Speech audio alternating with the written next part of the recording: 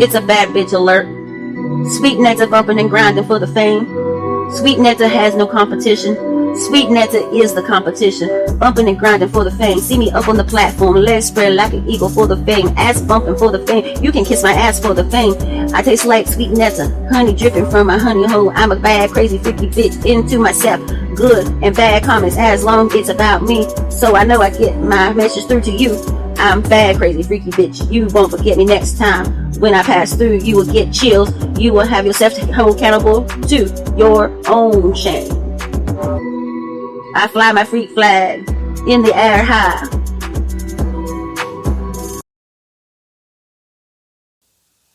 What's up? It's Bad Bitch Alert.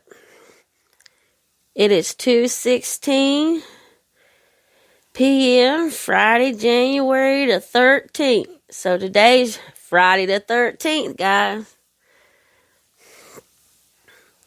I just now noticed that.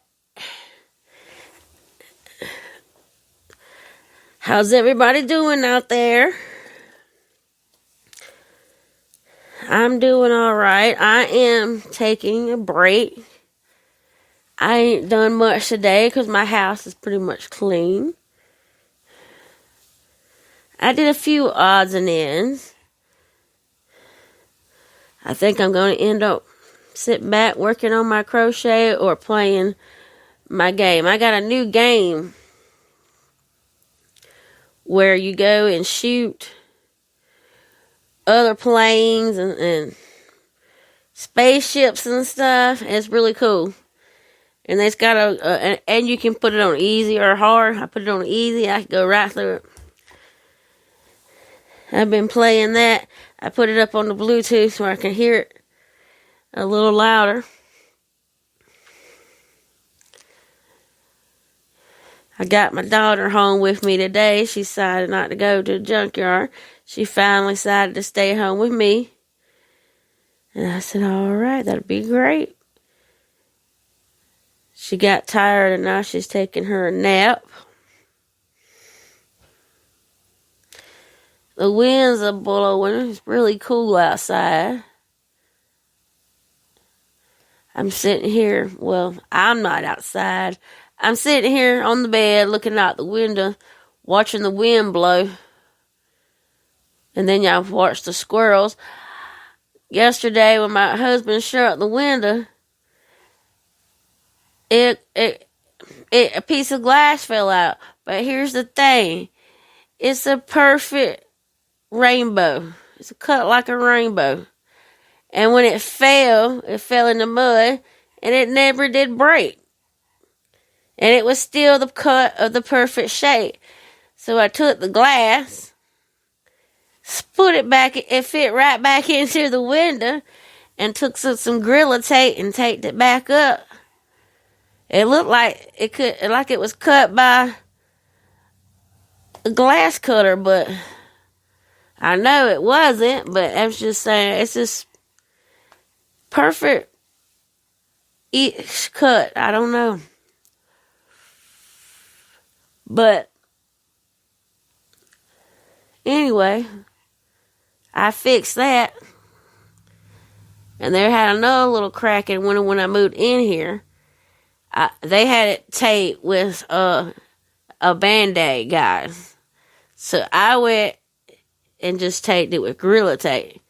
Make sure that damn thing wasn't going to fall out since I was in the process of fixing shit. Yesterday, I went around the house nailing up curtains and stuff. Because when I took all my Christmas stuff down, because I had Christmas curtains up and I hadn't put no curtains back up.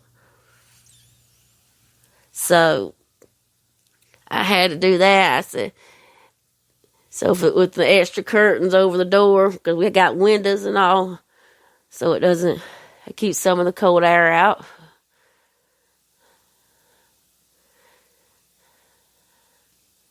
And then I went around the house, and I made sure all the other curtains were closed. And then I went around and checked all of the windows. I got my other window locked. See, we got Wi-Fi, but it's got a cord coming in from a satellite. where it didn't want to lock. So I kind of lined it all the way over, and then I was able to lock it. Thank goodness. Because I've been saying one time it used to lock with the cable cord. It was just the way it was put in. But I got it to where it locks, so now that's airtight. I'm looking like anyone. And here I'm talking about where about cold air coming in. I got my window cracked. Normally, I always have a window crack, but that's some cool wind, though.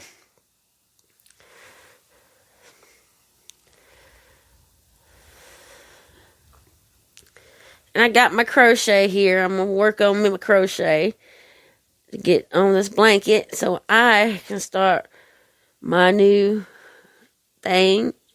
I'm going to try to make a dog sweater I've been talking about, which I hadn't done yet, but I'm going to finish this first. I spent like $40 on 4 rolls of jumbo yarn, the Red Heart. Back in the it was back in the summertime or last spring, something like that. And I'm determined to make my blanket. I done started it, stopped it, started it and stopped it. Now I'm back on with it, but still, I'm gonna finish it. Then I'm gonna use it for myself.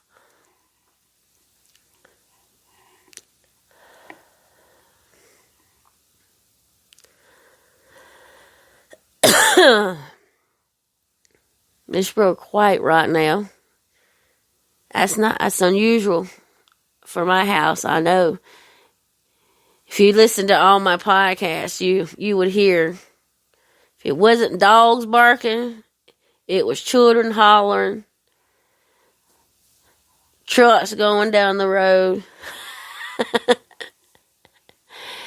I mean, y'all got to hear. I don't listen. We go back and re-listen to my podcast after I do it, but I'm assuming y'all hear it. But I'm in my room. I got my TV down. I got my co-host Trey. He's out. He ain't much of a co-host right now. He's sleeping. And then my chocolatey dog. We whispered that chocolatey dog because his ass is asleep. Let me tell you about a story last night. What happened to him? I told Jack last night, my husband. I said I don't want to cook. And he said, "How about rotisserie chickens from Ingles?" And I said, "Yes, that'd be good." So he come back with 3 big rotisserie chickens and loaf bread, and then we're sitting on the bed eating, watching wrestling, I think it was, or something. I don't know what the hell I was watching. But anyway, Chocolate, he thinks he's 10-foot bullfrog. It don't matter. Size don't matter to him at all. It should, but it don't. This little applehead truck. He goes up and bites Giz. Giz, cause it must have hurt Giz. So Giz turned around and bit him, but I thought he bit him on the back, but he bit his asshole and the tail part. I mean, don't get me wrong, there was no chunks of skin out or nothing like that, but he scraped this asshole and his tail. But yes, Chocolate was being an asshole, and I laughed after, and I told him, I said, you being the Billy Badass, turned around and got you an ass bit. I mean, he could have bit that dog anywhere, but he bit him on the ass, at the asshole. And his butt was bleeding a little bit from where it was like he skinned it, you know. And of course, he's fine. But let me tell you something. That little dog was pissed off at Giz all night. Giz couldn't even walk into the bedroom. And he's like, shaking and everything. But he's not shaking and hiding. this motherfucker is ready to attack Giz. I mean, I was like, stop it. You're only 5 pounds. Giz is a pit bull part boxer, man. You need to chill. He'll eat you if you wanted. But he's a gentle dog. But, and he'd leave. But then stupid Chocolate, he'll go out the bedroom looking for Giz. Ready to jump on Giz. And then I had to move him again, hold him, thinking I'm going to calm him down. And as soon as I let that little dog go, he goes straight to Giz, wanting to fight Giz, the apple-head chihuahua. And I tell him, I said, man, you have got to stop. I had to put him in the closet to make him go to sleep because all he wanted to do is go fuck with Giz. He said he was mad. He done got his asshole bit. And he was ready to pay Giz back. He was determined, but I wouldn't let him do it, of course. Because I know Giz could whoop his ass, but I'm glad Giz ain't a grateful dog. But that dog can hold a grudge. This is not the first time this has happened. He grabs a piece of paper. He's already in his bad mood, Chop. And I said, but you can't eat paper. He's gonna snap at me. I said, boy, you know better snap at me. You can't eat paper. And of course, I got it from him. So, sent all night, Chocolate, he was determined to go whoop Giz's ass for, his tail is a very personal thing. He doesn't like anybody touching his tail. Not even me, but I muck with him too with it sometimes just to piss him off. But he was so mad. So after Jack and Kenny left, went to work, I had to block my door last night. I had to put a suitcase and a big old cardboard box and block the chocolatey dog in. So he wouldn't go out there and start a fight with Giz. Cause every time he walked out, he was going, I guess, male dominance. He said he's small, but I'm still the motherfucker. Okay. He's got my attitude, but I'm not going to go mess with a 3 pound, 100-pound woman and think I'm going to kick her ass or anybody's ass. Cause I ain't going to get no argument like that, but damn. But finally I moved it this morning. Chop came out. He was growling a little bit, and I popped his butt, and I told him twice, he better stop it or else. And then he went on out. He come over there. He smelt Giz on the nose without growling and showing teeth. And then we walked around, went and sat in front of the heater. No growling. So he done got, he was mad, but he done got calmed down and unmad. He done got to sleep and had a good rest. So he was able now he's able to get along with Giz and everything. He does this with Jesse too, and Jesse's a bloodhound. And I tell him, but Jesse, this is the funny thing. Jesse, he'll be growling, and he'll be jump up and bite Jesse. And he'll be hanging from the bottom of her loose skin, because she's a hound. She's a bloodhound. And she don't really feel it or nothing. She just shake him off and sling him across the room like she was shaking off water. And he'll come back, and then she'll start praying and bouncing around and everything else, like playing. She's like, what is this little thing? Because she's like, she thinks it's a toy. So she'll take her paw and pop him on top of the head. And in just one pop, And then she'll go back and he'll get mad, and then she'll go pop him on top of the head, playing with him, and he'll get madder. But Jessie, she's having fun. She just thinks it's funny. Or she just thinks, wow, this is fun toy. But Chocolate, he don't think that's funny at all. But we all think it's funny. We all laugh. Because when he does bite, it doesn't hurt Jessie. She's humongous.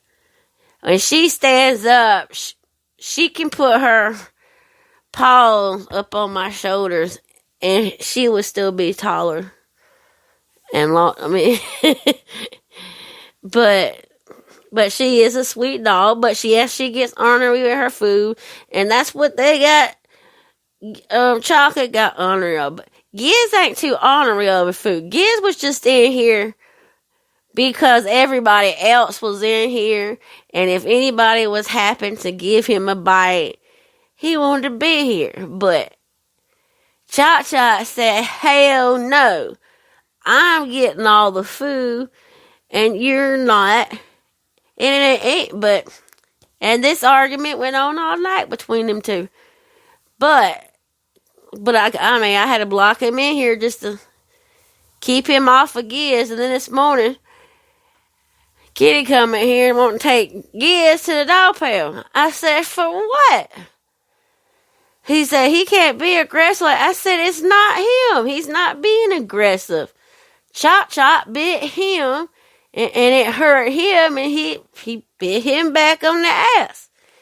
Chop got an attitude problem.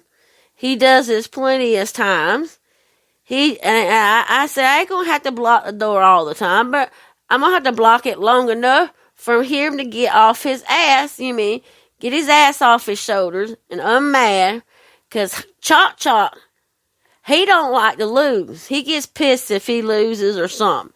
He thinks he's the man, okay? So... So I said, he'll get off his high horse and he'll be fine.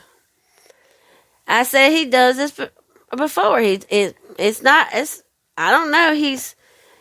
Like Kitty says, he's psychotic like me. I said, well, you know, he just gets mad. Anyway, I want... Thank everybody for joining the podcast. Don't forget to download Bad Bitch Alert. And I'm signing off. I hope everybody has a good Friday. Because I won't be back on until Monday. So, have a good weekend. It's a Bad Bitch Alert. Sweet Nectar bumping and grinding for the fame. Sweet Nectar has no competition. Sweet Nectar is the competition. Bumping and grinding for the fame. See me up on the platform, legs spread like an eagle for the fame. Ass bumping for the fame. You can kiss my ass for the fame. I taste like sweet nectar, honey dripping from my honey hole. I'm a bad, crazy, freaky bitch into myself. Good and bad comments as long it's about me. So I know I get my message through to you. I'm bad, crazy, freaky bitch. You won't forget me next time. When I pass through, you will get chills. You will have yourself to hold accountable to your own shame.